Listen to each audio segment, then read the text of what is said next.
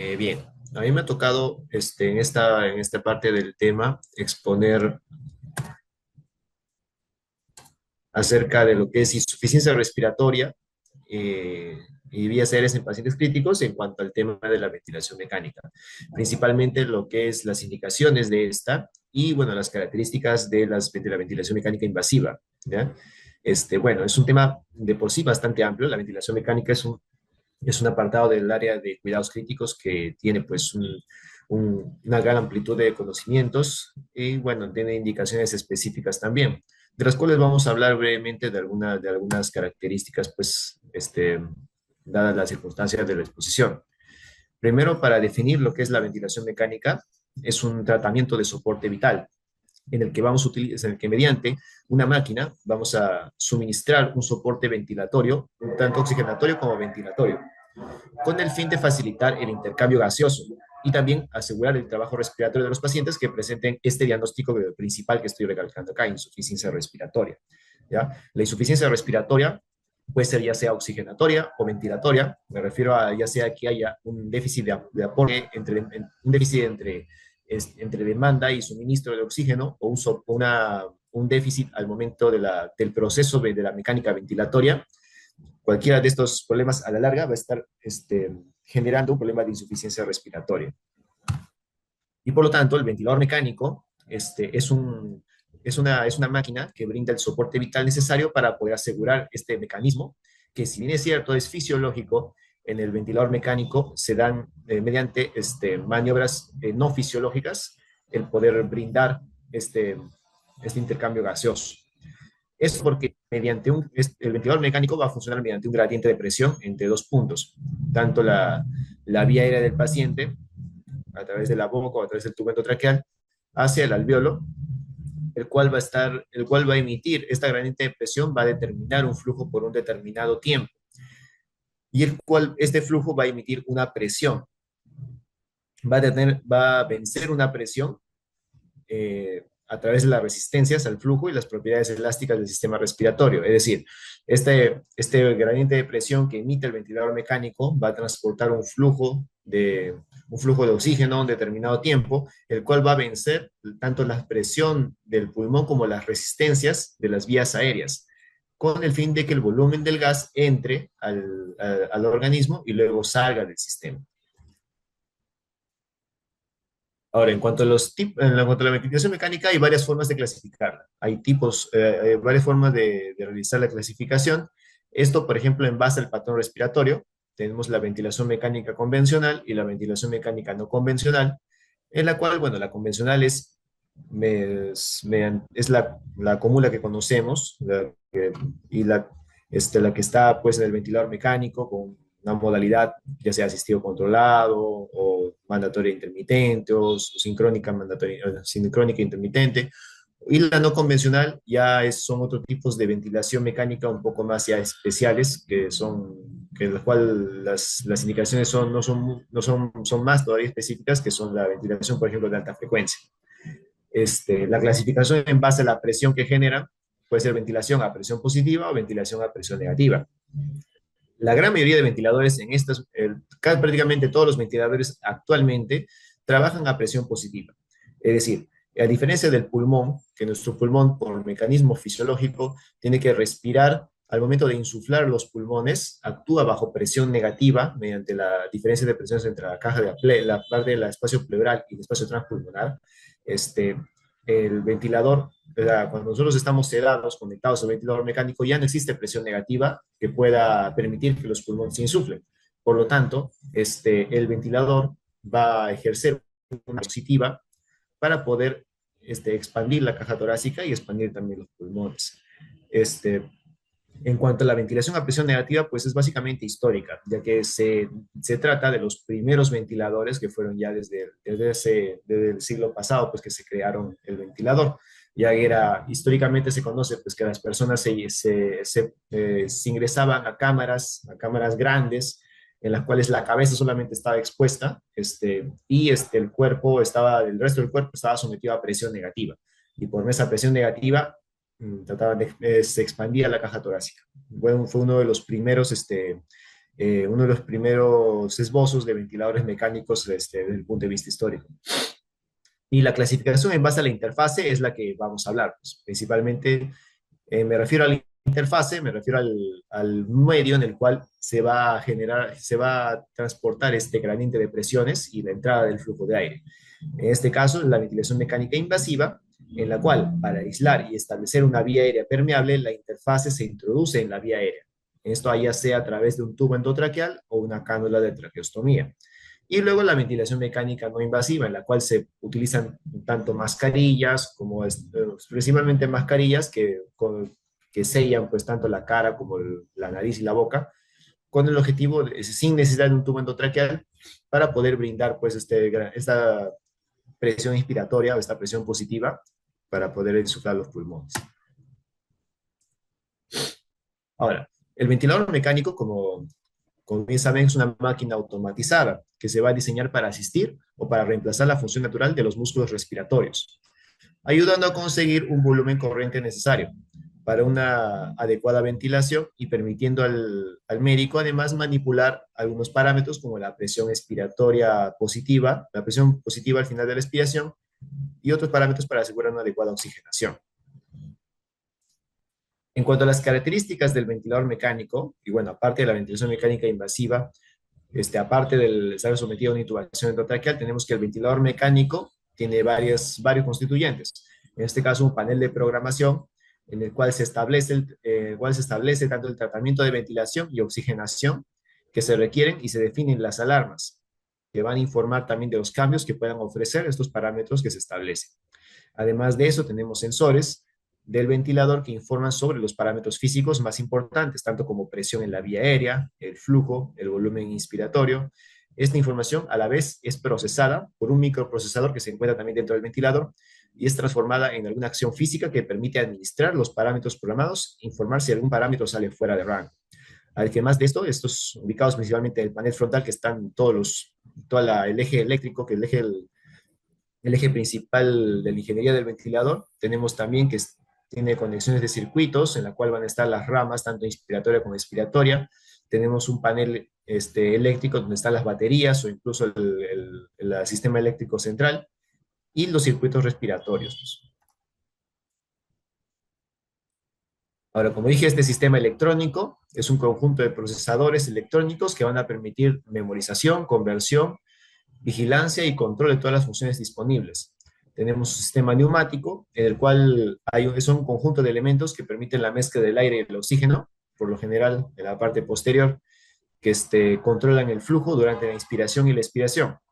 Y de la misma forma van a administrar volúmenes de aire y medir también las presiones. También tenemos un sistema de suministro eléctrico, ya sea interno, con una batería recargable, o también conectado a una fuente externa. Siempre se debe verificar la compatibilidad también del voltaje. Y el sistema de suministro de gases, el cual tanto el aire como el oxígeno y en algunos modelos actuales oxigénico también pueden combinarse y otros gases medicinales también. Como vemos, esta es bueno, es una vista de un ventilador mecánico, bueno, a grandes rasgos, porque actualmente hay diferentes modelos de ventilador mecánico.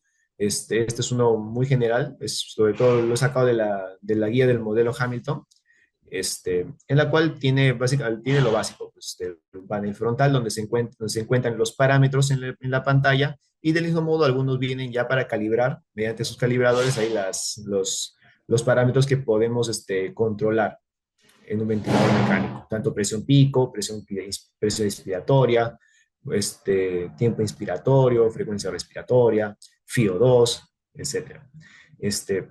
Las conexiones de los circuitos, el circuito respiratorio en sí, y en la parte posterior, pues, básicamente las conexiones tanto de la fuente de entrada de oxígeno, que ya sea que se conectan a un puerto de oxígeno central dentro del hospital, y el sistema eléctrico, que nos va a permitir que el ventilador funcione, ya sea mediante corriente, o una batería central, si en caso, en los casos, no dispusiéramos de un sistema eléctrico en el hospital. Ahora, por lo general, el diagrama general de un ventilador actúa de esta forma. Funciona mediante una alimentación eléctrica va hacia el bloque electrónico, ya sea mediante baterías o y junto con una conexión de gases de alta presión, en este caso la puerta de entrada del oxígeno, se va hacia el bloque neumático. Estos es tanto el bloque electrónico como el bloque neumático. Posteriormente, mediante sistemas electrónicos del mismo ventilador, son los que controlan y modifican tanto la gradiente de presiones y el pase de gases hacia la interfaz con el paciente, en este caso es el tubo endotraqueal. En este caso, el bloque neumático, que es el bloque inspiratorio, el flujo de gases, en este caso el aire combinado con el oxígeno, van a generar un filtro de partículas, van a ingresar a través del ventilador mecánico y mediante un filtro de partículas y de agua, van a pasar a través de un sensor de alta presión, el cual va a abrir una válvula unidireccional, en la cual va a ir regulando las presiones. Estas van a ser captadas por un sensor de flujo y mediante la válvula de control de flujo van a ir ingresando tanto el oxígeno como el aire mezclado. Y y al final todo este volumen de oxígeno, todo este volumen de oxígeno y de aire van a ir ascendiendo hacia la rama inspiratoria. Después de la rama inspiratoria va a ingresar pues por la interfaz, que en este caso es el tubo endotraqueal, realiza el intercambio gaseoso y después termina saliendo por la rama expiratoria. Luego tenemos a los circuitos del paciente. Como vemos acá, este circuito consiste primero, antes de emitir los gases, tanto el oxígeno como el aire mezclados, pasan por un filtro inspiratorio, que por lo general es un filtro antibacteriano, pasa por un humidificador, porque tanto el aire como el oxígeno van humidificados, van hacia la rama inspiratoria, con su respectiva trampa de agua. Puede tener como que no, algunos modelos también no tienen. Entra por la pieza en Y, acá hay también un sensor de flujo que permite sensar lo que el aire que está ingresando y permite abrir válvulas para que pueda mantener libre el pase de aire. Luego vas a la interfaz, que en este caso es el final de los corrugados con el tubo endotraqueal. Bueno, en este caso lo está reemplazando un pulmón artificial. Y después, el momento de la expiración, que es un proceso pasivo, regresa el aire a través de la válvula expiratoria, igual captado mediante el sensor de flujo, para lo cual regresa posteriormente hacia el sistema central, el sistema neumático central. Todo esto se conecta al paciente con el equipo, y bueno, todos los ventiladores mecánicos que son invasivos van a contar con estas dos ramas, unidas por una pieza en Y, como se ve acá en las gráficas. Una rama inspiratoria que sale del equipo y llega al paciente, y una rama expiratoria que va del paciente de vuelta hacia la válvula expiratoria. Estos circuitos también deben cumplir características definidas por cada fabricante, tales como longitud determinada, sus trampas o colectores de agua, el sistema de monitoreo como termómetros y sensor de flujo, un sistema de humidificación, filtros y también pueden tener conexión también a nebulizadores. Ahora, el funcionamiento básico del ventilador mecánico, como mencioné anteriormente, tanto el aire como el oxígeno entran al respirador gracias a este sistema neumático externo, en el cual se encuentra un regulador o un manómetro de presión que va a permitir disminuir la presión entre estos y mantenerla constante. Posterior a ello vamos a encontrar un microprocesador que va a dar la orden de cómo debe ser este flujo. Y se va a abrir un sistema llamado solenoide que es proporcional, que va a infundir el aire hacia el paciente. Cuenta también con una válvula de seguridad que permite disminuir la presión y, en el caso del apagado del respirador, asegurar la entrada del aire ambiental. Una válvula también unidireccional que va a impedir que el aire exhalado pase al mismo circuito inspiratorio. Y cuando termina la inspiración, el respirador, se dice que el respirador ha ciclado, es un ciclo de inspiración, entonces se abre nuevamente la válvula expiratoria y los gases pasan por un filtro, un sensor de flujo, en el que mide el volumen de gas exhalado. A medida que el gas va saliendo, la presión también va disminuyendo. Y si es que se ha programado un PEP, que es la presión positiva al final de la expiración, el ventilador cerrará la válvula exhalatoria cuando llegue a ese nivel de presión expiratoria. Luego también tenemos un sistema de alarmas, en el cual estas proporcionan la capacidad de controlar al paciente, controlar las presiones en el paciente, controlar la forma como va el circuito y controlar el equipo del ventilador. Estas deben ser precisas, simples y a la hora de programar e interpretar idealmente audibles y visuales y deben informar cuando se rebasen los límites superior e inferior. Es decir, cuando el paciente ya sea está con cuando los parámetros que nosotros programamos en un ventilador mecánico no están dando la suficiente estabilidad al paciente, como por ejemplo empieza a desaturar o el paciente mismo está desacoplado al ventilador, ya sea por una sedación ineficiente, es una sedación deficiente o el cuadro respiratorio, el cuadro patológico de fondo sea tan severo que todavía no permita que todavía esta programación todavía requiere unos ajustes. Este sistema de alarmas nos permite, no, o sea, mediante sus alarmas, nos permite identificar qué es lo que exactamente necesitamos modificar o necesitamos prestar atención para poder calibrarlo posteriormente. Estas alarmas del ventilador mecánico pueden ser no programables o programables. Las no programables son pues el suministro eléctrico, la baja presión de aire o de oxígeno, un fallo en la válvula de exhalación, una válvula de seguridad abierta o un sistema de reserva activado o un paciente cambia. Y las programables son aquellas que podemos modificar, tanto la presión, que puede ser la presión pico, que puede ser alta o baja en la vía aérea, la frecuencia respiratoria, el volumen minuto exhalado, esto mediante tanto la frecuencia respiratoria como el tiempo inspiratorio, y igual de misma forma el volumen corriente exhalado. Y bueno, la calibración. La calibración siempre debe ir previa a la conexión de un paciente a un ventilador mecánico. Cuando encendemos el ventilador mecánico para un nuevo paciente es necesario siempre comprobar que su funcionamiento es correcto y para ello se procede a la calibración. Así como todas las computadoras, el mismo aparato ajusta sus sistemas iniciales. En este caso, va a calibrar los sensores, tanto sensor de flujo, el volumen y la presión, la concentración de oxígeno y fugas internas. Cada ventilador mecánico, al momento de ser encendido, tiene sus pasos específicos en su manual de instrucciones para determinar esta calibración. Y es responsabilidad del personal, en este caso, que programa, que arma y que programa el ventilador mecánico, comprobar primero la calibración de sus sistemas, tanto el sensor de flujo, verificar los corrugados, verificar el sistema de alarmas, previo antes de proceder a conectar al paciente al ventilador mecánico. Y bueno, pasando ya a lo que es las indicaciones de una intubación endotraqueal, hay diversas, no solamente en cuadros clásicos como la neumonía o un broncoespasmo severo, podemos indicar en la intubación. Esta tiene como principal esencia, proteger la vía aérea, como primera indicación. Esto, por ejemplo, ante la ausencia de reflejos protectores de la vía aérea, como son ausencia de reflejo de la tos, ausencia de la capacidad de dilución, que eviten que una persona llegue a hacer una aspiración pulmonar, ya sea por contenido gástrico, por contenido sanguinolento.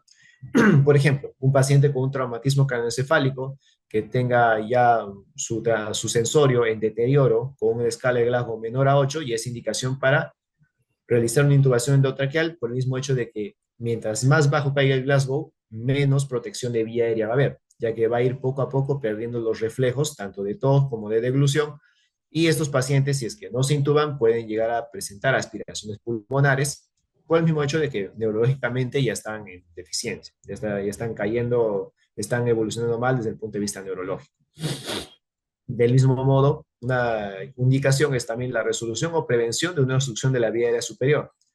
Esto en situaciones de obstrucción o si nos anticipamos una posible obstrucción de la vía aérea superior, como una laringitis que no cede, que es severa, que causa dificultad respiratoria, ya sea con tirajes, aleteo nasal, quejido, una epilotitis de la misma forma, o sea, obstrucciones de la vía aérea superior, pacientes que hayan inhalado algunas sustancias tóxicas como humo, o los pacientes que tienen quemaduras en cuello, o los que tienen ingestión por cáusticos, por ejemplo, los accidentes de intoxicación por cáusticos que laceran de forma agresiva pueden lacerar de forma agresiva la vía respiratoria, también como parte de protección de vía aérea requieren intubación endotraqueal, sobre todo si es que están con dificultad, con ya un cierto grado, un grado severo de dificultad respiratoria.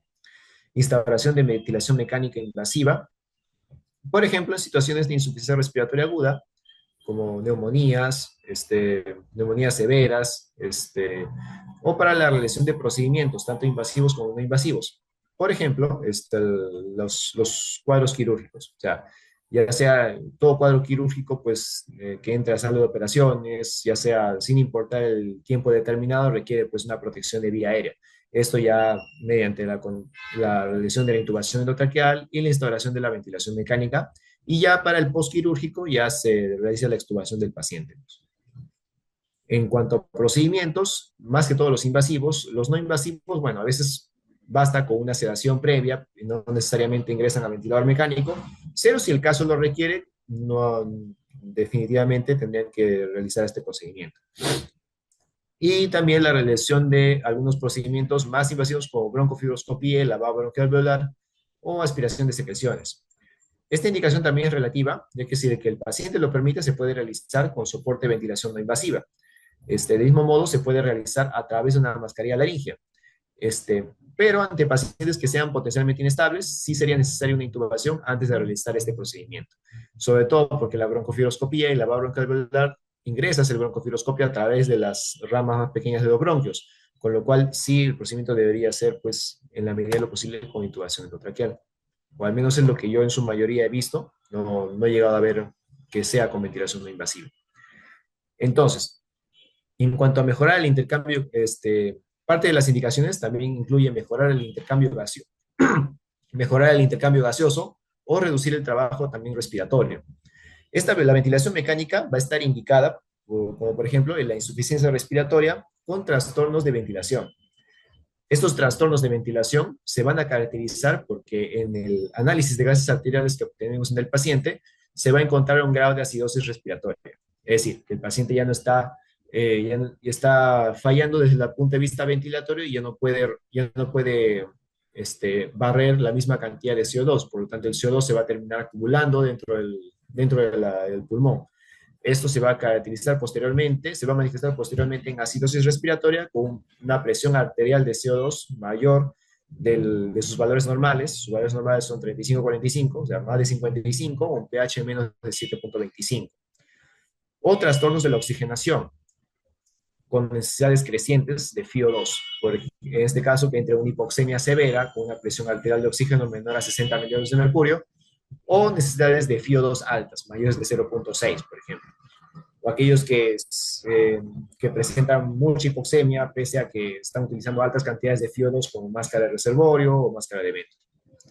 Ahora, ojo que en pacientes pediátricos, que es lo que es mi rama en este caso de la pediatría, la normalidad gasométrica no va a excluir el diagnóstico de una insuficiencia respiratoria aguda, dado que el enfermo puede presentar al mismo tiempo un gran trabajo respiratorio que compense esta gasometría.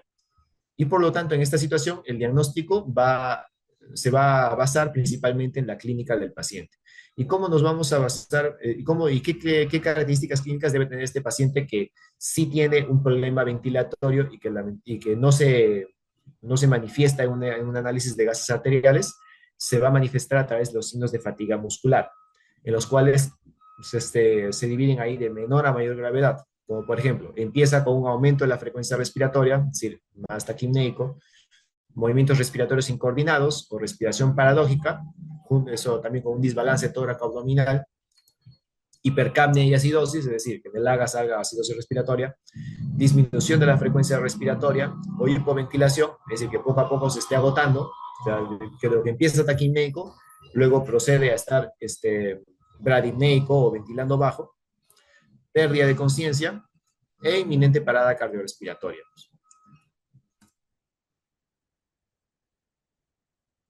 Del mismo modo, también parte de las indicaciones de la ventilación mecánica consiste en disminuir el consumo de oxígeno sistémico o miocárdico. En este caso, en condiciones normales, el trabajo respiratorio va a representar menos del 5% del consumo de oxígeno del organismo.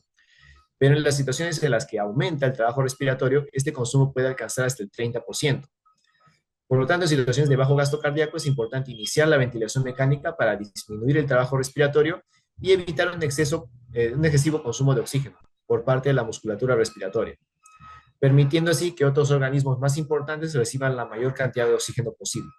Un ejemplo clásico es el caso de un paciente que está en estado de shock, un estado de shock descompensado independientemente del tipo de shock, en el cual la demanda de oxígeno no va a ser, no, nuestra demanda de oxígeno nuestra utilidad de oxígeno va a ser insuficiente pese a la demanda de oxígeno, ¿ya? Este, y además también otra indicación de la ventilación mecánica es controlar la presión de dióxido de carbono en situaciones de hipertensión intracraneal. En este caso, pues aparte de aquellos que vienen pues por un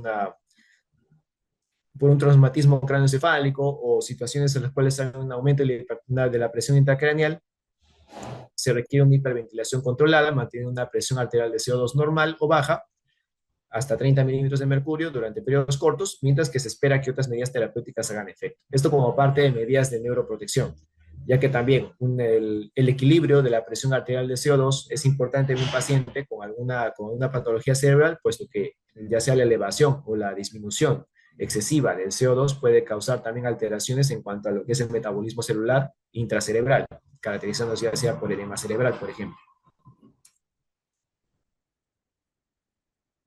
Bueno, en cuanto a la necesidad de instaurar sedación y o bloqueo neuromuscular, por ejemplo, esto ocurre cuando hay necesidad de asistencia con ventilador mecánico durante situaciones o procedimientos terapéuticos, los pacientes quirúrgicos, o procedimientos diagnósticos, ya sea toma de biopsias o realizar algún procedimiento de imágenes como resonancia magnética, o aquellos que precisen sedación o un bloqueo neuromuscular.